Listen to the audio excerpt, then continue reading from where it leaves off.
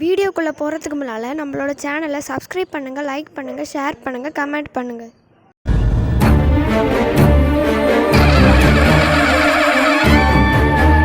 குச்சிசாக்கி ஹோனா 1970 ஜப்பானில் ஒரு உண்மை சம்பவத்தை பற்றி தான் நான் இப்போ உங்ககிட்ட ஷேர் பண்ண போகிறேன். இந்த கதையை சில பேர் பார்த்துருந்தீங்கன்னா அதை கமெண்டில் சொல்லுங்கள். முதல்ல பார்த்தீங்கன்னா ஒரு பொண்ணு நடந்து போயிட்டுருக்கா.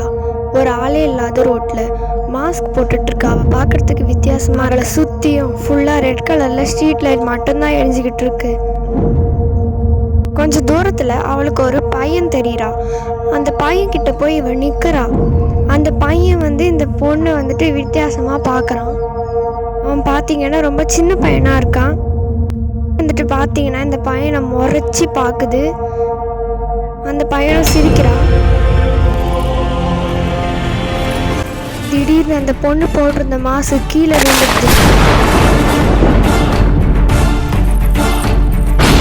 அவளோட வாய் பார்த்தீங்கன்னா கிழிஞ்சிருக்காங்க யாரோ. வாயிலேருந்து ரத்தமாக ஒழுகுது. உதடு அப்படியே ரெண்டாக பிரிஞ்சிருக்கு. அந்த பையன் அதை பயந்து பின்னால் போகிறான். அந்த பொண்ணு வாயை விரிக்குது.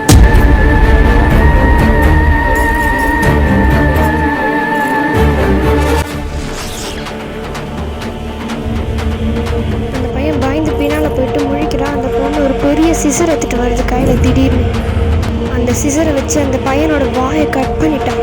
அந்த பையனும் அப்படியே மயங்கி கீழே விழுந்து இறந்து துடிச்சு செத்து போயிட்டான். இந்த மாதிரி இன்னும் பல பேரோட வாழ்க்கையை அவள் அழிச்சிட்டா.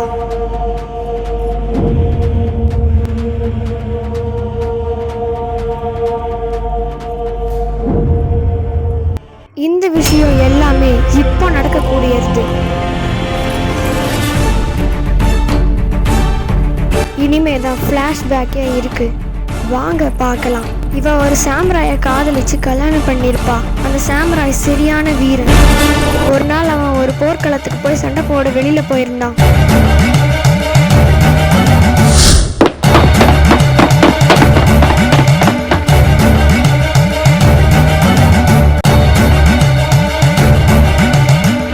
அவன் போயிட்டு திரும்ப வரும்போது அவன் வேற ஒருத்தன் கூட இருக்கா. அதை பார்த்து அவர் கோபப்பட்டு அவளோட வீழ்ச்சிக்கிறாரு. அவள் அங்கே துடிச்சு செத்து போறான்.